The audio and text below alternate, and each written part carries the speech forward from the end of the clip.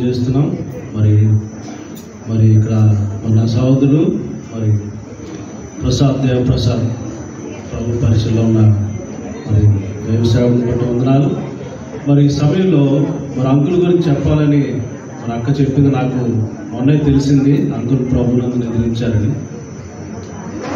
మరి ఈ కుటుంబంతో నాకు మరి 93, 94 ఆ టైంలో మా అమ్మగారు మరి జూనియర్ కాలేజీలో మరి ఇంగ్లీష్ లెక్చరర్గా పనిచేస్తున్నప్పుడు మేము ఎలమంచికి వెళ్ళడం జరిగింది. మరి ఆ సమయం నుంచి ఈ కుటుంబంతో మాకు చాలా మరి సన్నిహితమైనటువంటి సంబంధం, స్నేహం ఉండేది. మరి కుటుంబంలాగా మేమందరం కలిసిమెలిసి మరి జాన్ అని ఉండేవాడు, చట్టన్న అనేవాళ్ళం. నేను చట్టన్న చాలా మరి స్నేహంగా ఉండేవాళ్ళం. వాళ్ళ ఇంట్లో మేము అక్కడ శేఖర్ పాస్టర్ గారు ఉన్నారు, మరి పీటర్ పాస్టర్ గారు ఎలమంచి నుంచి వచ్చారు, నాకు బాగా తెలుసు. కాబట్టి ఆ విధంగా మేము ఎంతో స్నేహంగా ఉండేవాళ్ళం, కుటుంబంగా ఉండేవాళ్ళం. మరి మరి అంకుల్ గురించి చెప్పాలంటే ఆయన ఎంతో సౌమ్యుడు, మరి దైవభక్తి కలిగినవాడు. మరి కుటుంబం పట్ల ఎంతో బాధ్యత కలిగి మరి బిడ్డలకు ఏ తప్పు కాకుండా మరి వాళ్ళ క్షేమం గురించి ఎంతో ఆలోచన చేసి మరి ఎంతో మంచి హృదయంతో ఆయన దూరదేశానికి వెళ్ళి మరి పనిచేస్తూ వాళ్ళందరూ కూడా మంచిగా సెటిల్ అవ్వాలని ఒక మంచి దృక్పథంతో ఆయన ఈ లోకంలో జీవించారు. అదేవిధంగా దేవుని యందు ఎంతో భయభక్తులు కలిగి ఉన్నారు. మరి ఇక్కడ మన రానక్క మరి చూసినట్లు ఆమె కుమార్తె, మరి అక్క ఎంతో మరి సేవ చేసింది ఆంటీ గారికి, కృపా ఆంటీ గారికి. మరి ఆంటీ కూడా నన్ను ఎంతో ప్రేమించేవాళ్ళు. మరి ఆ యొక్క మంచం మీద ఉన్నప్పుడు మరి అనారోగ్యంతో ఉన్నప్పుడు ఎంతో పరిచయం చేశారు. మరి చంటన్న, తర్వాత రానక్క, మరి ఇద్దరు పిల్లలు మోనిక, దీపిక ఇక్కడ ఉన్నారు. వాళ్ళందరూ చిన్నప్పటి నుంచి నేను వాళ్ళతో ఎత్తుకొని తిరిగేవాడిని. వీళ్ళందరూ కూడా అటు ఇటు పాపం రానక్క ఇటువైపు చూసుకోవడం, తర్వాత అక్కడ తల్లికి అటెండ్ అయ్యడం, ఇవన్నీ కూడా ఎంతో పరిచయం చేశారు. మరి దేవుడు వారికి ఇచ్చినటువంటి కుమారుని బట్టి మరి దేవునికి వందనాలు చెల్లించాల్సిందే. మరి అదే అంకులు మరి నాకు తెలిసినంత వరకు ఎంతో మంచి సాక్ష్యం కలిగి జీవించాడు, తన విశ్వాసాన్ని కాపాడుకున్నాడు. నేను మరి చిన్న వాక్యం చెప్పాలి, ఎందుకంటే వాక్యం చెప్పకుండా, దేవుని వాక్యం చెప్పకుండా ఆదరణ మాటలు మనం చెప్పలేము. కాబట్టి మరి పరిశుద్ధ గ్రంథం బైబిల్లో ఉంది. మరి సామెతల గ్రంథం 10వ అధ్యాయం 7వ వచనంలో నీతిమంతుని జ్ఞాపకం చేసుకుంటా ఆశీర్వాదకరం. నీతిమంతులు అంటే మనం అనుకోవచ్చు ఈ లోకంలో నీతిమంతులు అంటే ఎవరండి నీతిమంతులు అంటారు. నీతిమంతుడు ఒక్కడే లేడు, దేవుని వేద కూడా ఒక్కడే లేడు. కానీ యేసుక్రీస్తు నామమున ముందు మనకి నీతిమంతులుగా మనం తీర్చబడ్డాం. అందుకే ప్రభునందు అంటారు, యేసు ప్రభునందు వృద్ధి చెందిన వారు ధన్యులు అని అంటారు. ప్రకటన గ్రంథం 14వ అధ్యాయం 13వ వచనం. కాబట్టి అంటాడు, ఇది అంతటి నుండి అప్పటి నుండి ప్రభునందు మృతులు నందిన వారు ధన్యులు రాయమని పరలోకం నుండి స్వరము చెప్పగా వింటిని, నిజమే వారు తమ ప్రయాసమును మాని విశ్రాంతి పొందుదు. అందుకే తన ప్రయాసనంతా కూడా మానుకొని ఆ యొక్క నిత్య రాజ్యంలోకి అంకులు చేరారని చెప్పి నేనైతే దృఢంగా నమ్ముతున్నాను. ఇక్కడ ఎంతమంది నమ్ముతున్నారో నాకు తెలియదు, కానీ నేనైతే దృఢంగా సాక్ష్యం ఇస్తున్నాను. ఆయన ప్రయాసాలంతా కూడా మాని ప్రభు కొరకు నమ్మకంగా జీవించాడు. కుటుంబం కొరకు, పిల్లల కొరకు ఆయన నమ్మకంగా జీవించి మరి లోకయాత్ర ముగించుకొని ప్రభు దగ్గరికి వెళ్ళాడు.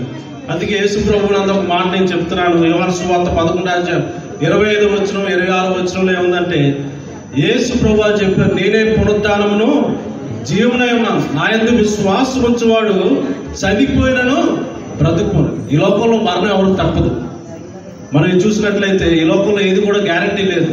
మరణం అనేది గ్యారంటీ ఉంది ఈ లోకంలో. కాబట్టి మనకైతే ప్రభునందు వారికి ఏంటంట, అది గొప్ప జీవం మాట. మరి నిత్య జీవం, యుగగాలు ప్రభుతో మరి జీవించే భాగ్యాన్ని మరి దైవజనులు, మరి ఇక్కడ మరి అంకుల్ మరి మోసెస్ గారు దైవజనులు కూడా అనొచ్చు ఆయన్ని. ఎందుకంటే ప్రభు సేవలో, సంఘంలో ఎంతో పరిచయంలో ఆయన పాలుభాగస్తుడిగా ఉన్నాడు. కాబట్టి అదర్వాత ఎంతో మరి దాతృత్వం కలిగినటువంటి కుటుంబం. మరి ఎలమంచుల్లో వాళ్ళు పిలిచేవాళ్ళు ఏంటంటే దుబాయ్ గారి ఇల్లు అన్నారు, దుబాయ్ చంటి అనేవాళ్ళు. ఆ ఇల్లు చెప్పాలంటే మోసెస్ గారు అంటే కాదు, కానీ దుబాయ్ గారి ఇల్లు అంటే అని చెప్పేవాళ్ళు. ఎందుకంటే దుబాయ్లో ఉన్నది ఆయన ఒక్కడే, ఎలమంచుల ఆ ప్రాంతంలో, చుట్టుపక్కల ప్రాంతాల్లో. కాబట్టి చివరిగా ఒక మాట చెప్పి నేను ఈ కుటుంబానికి ఒక మాట చెప్పి నేను ముగించాలనుకుంటున్నాను. మరి కీర్తన గ్రంథం 119వ అధ్యాయం 50వ వచనంలో మరి ఒక 50వ వచనంలో ఉంది, నీ వాక్యము నన్ను బ్రతికించి ఉన్నది, నా బాధలో అది నాకు నెమ్మది కలుగు చేస్తుంది అన్నమాట. మేము చెప్పే మాట ఏంటంటే, ఆ యొక్క బాధలో ఉన్నట్టు ఈ కుటుంబానికి ఆదరణ మేము చెప్పి వెళ్ళిపోతాం. అందరూ దైవజనులు, సేవకులు అందరూ చెప్పి మాటలు, అనేకమైన మాటలు, అనుభవాలు చెప్పుకొని వెళ్ళిపోతారు. కానీ ఆయన దేవుని వాక్యము ఏం చేస్తుంది? మనకి బాధలో నెమ్మదిస్తుంది. కాబట్టి దేవుని వాక్యాలు చెప్పాలి. చివరిగా ఒక మాట చెప్తున్నాను. ఇక్కడ ఇంకా ఎవరైతే రక్షణ లేకుండా ఉన్నారో ప్రభునందు విశ్వాసం ఉంచండి. ఇదేందుకు అనుకూలమైన సమయం, ఇది రక్షణ దినం. ఏ దినమైనా సరే ప్రభు మానవుడికి ఈ లోకంలో ఇచ్చినటువంటి గొప్ప భాగ్యం. రేపు దినం, రేపు సమయం ఏం సంభవిస్తుందో మనకు తెలియదు. మరి ఫ్లైట్ నెంబర్ 171 అహ్మదాబాద్ 242 ప్యాసింజర్స్ ఏ విధంగా వెళ్ళిపోయారో మనకు తెలుసు. కానీ ప్రభునందు, ఎందుకంటే దేవుడు ఇచ్చిన అవకాశాన్ని సద్వినియోగం చేసుకోండి. మనం రక్షించబడ్డ ఇదే రక్షణ.